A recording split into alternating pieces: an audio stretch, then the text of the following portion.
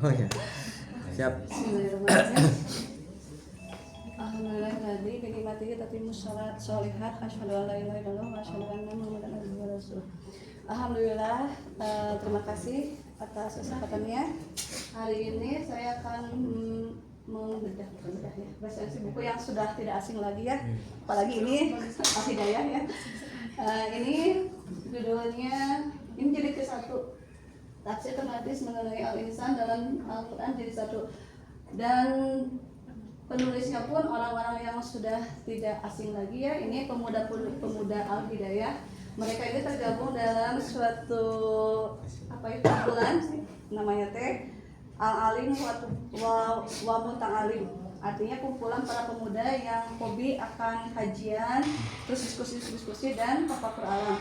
Mereka ini ada Ustadz Ami, Ustadz Abdul Aziz, Ustadz Janul Abdullah, Ustadz Amin Herul, dan Ustadz Muhammad Irfan. Sebenarnya para Ustadz dan rekan-rekan Ustadz Bapak juga mungkin. Jadi ketika mungkin nanti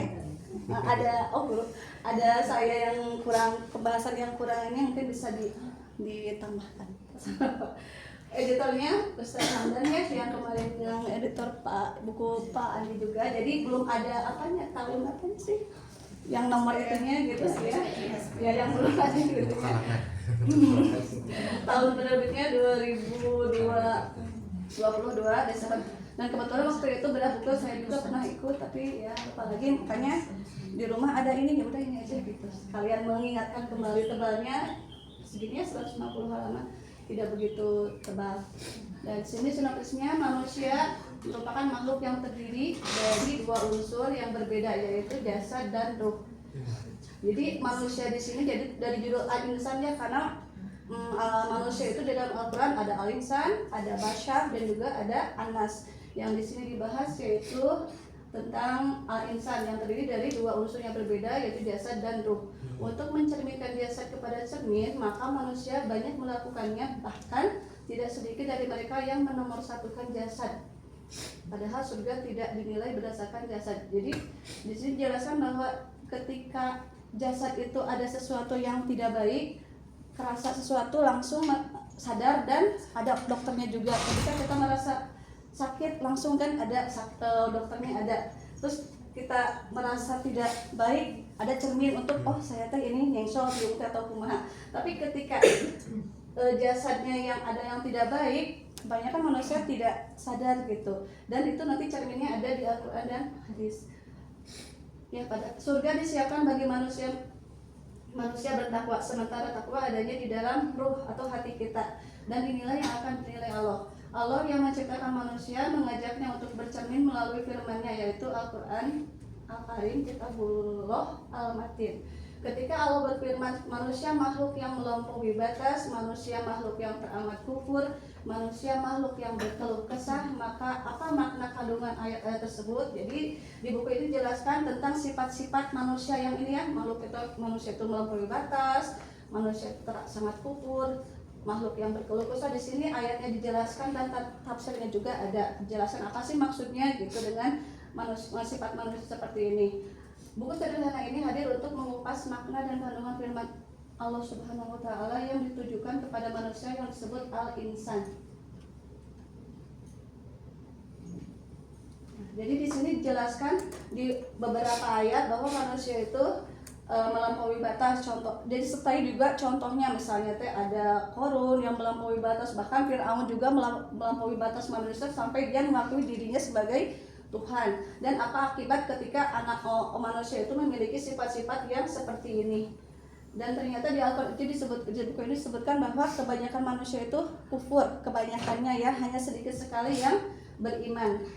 Dan ini kelebihan bukunya, ini mudah dibaca, dalil-dalilnya jelas, terdapat contohnya juga konkret, contoh-contohnya banyak sekali ketika manusia yang melampaui batas seperti apa. Terus misalnya bukan hanya manusia tapi kaumnya juga, ada kaum, misalnya kaum Ad, kaum Samud juga ada contoh-contoh orang seperti Qarun, Fir'aun, Namrud yang memiliki sifat-sifat yang kurang baik gitu. Dan ada pula akibatnya, sehingga ketika manusia kenapa gitu, manusia itu sudah ada contoh yang jelas seperti ini, tapi kenapa masih ada yang berlaku seperti itu gitu.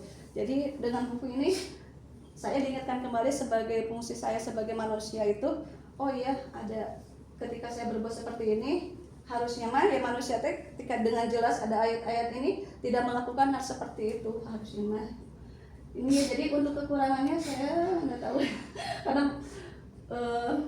kekurangannya ya pokoknya tahunya kelebihannya aja.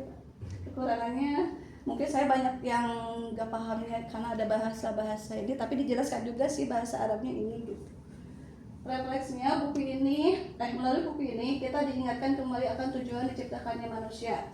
Seperti di surat Az-Zariyat ya, bahwa manusia itu tujuan diciptakannya untuk beribadah. Kesenangan hidup di dunia telah banyak melalaikan manusia dalam usaha menggapai tujuan tersebut. Jika kita lengah dari Al-Quran dan hadis, maka akan celakalah kita. Nah di sini ketika saya udah baca ya seperti ini, jadi mengingatkan oh ya saya hidup di dunia ini untuk beribadah. Tapi ternyata kesenangan hidup di dunia ini ya emang saya sendiri merasakan gitu. Jadi banyak hal lainnya, apalagi sekarang banyak gadget ya, terutama emang gadget yang saya paling saya ini gadget gitu yang saling ini paling ini ketika baca sedikit ada notifikasi langsung. Kalau untuk kesenangan lain insya Allah saya sendiri masih bisa menahan ya, ketika ada hura-hura atau apa alhamdulillah masih bisa, tapi ketika gadget itu aduh masih belum. Jadi di sini makanya di sini muhasabahnya saya muhasabah diri aja. Dunia ini hanya sementara, akankah kita terus terlena oleh kehidupan sementara ini? Karena ini buat diri saya aja ya, karena dunia ini emang apa ya, untuk saat ini emang sangat dunia itu ya ternyata sangat ini gitu.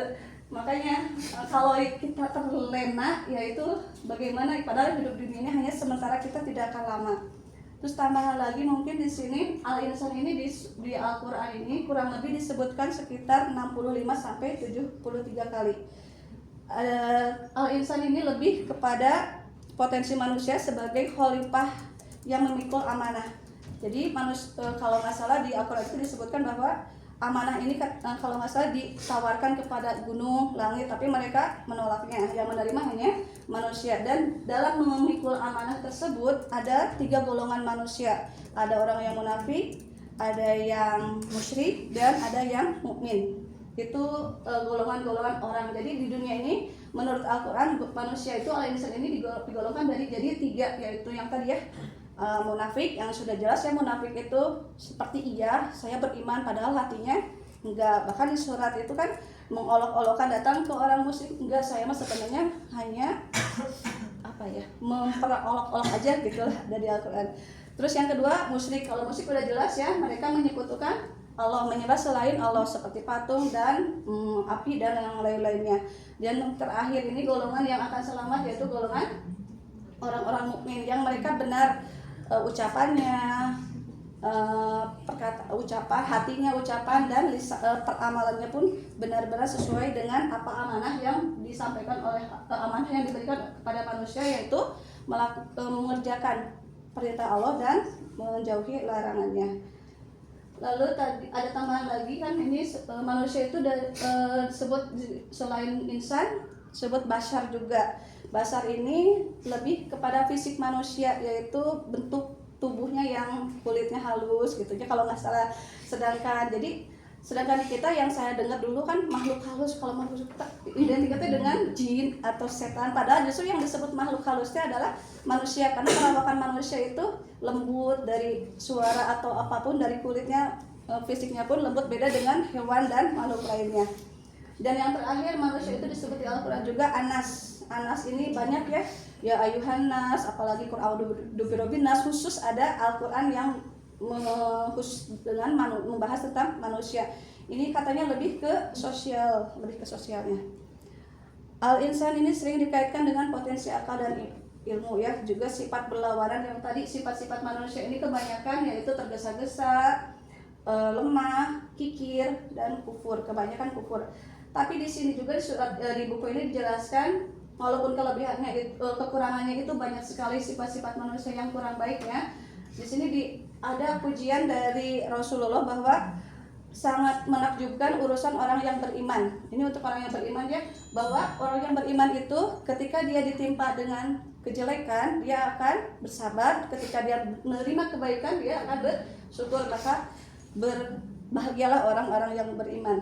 Tapi katanya di sini di Al-Quran itu dijelaskan bahwa hanya sedikit sekali orang yang beriman. Jadi ketika kita menjadi golongannya sedikit, tidak usah sedih kita karena justru mungkin itulah bagian yang apa ya, yang disebutkan yang golongan sedikit itulah yang insya Allah akan selamat.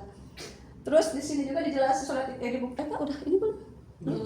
Di buku ini juga dijelaskan tentang empat proses penciptaan manusia. Manusia itu yang pertama diciptakan hanya dari langsung dari tanah ya, yaitu Nabi Adam. Terus ada yang dari laki-laki saja, yaitu Siti Hawa karena berasal dari tulang rusuk Nabi Adam.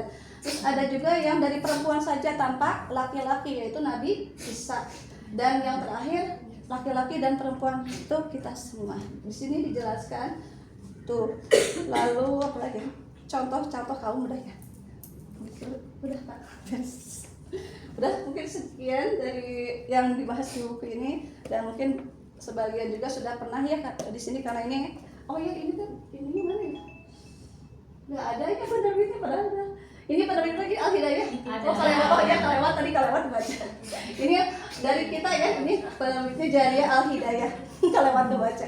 Jadi ini hasil dari para pemuda Al-Hidayah ini, ustaz-ustaz muda. Sekian teman-teman, pasnya.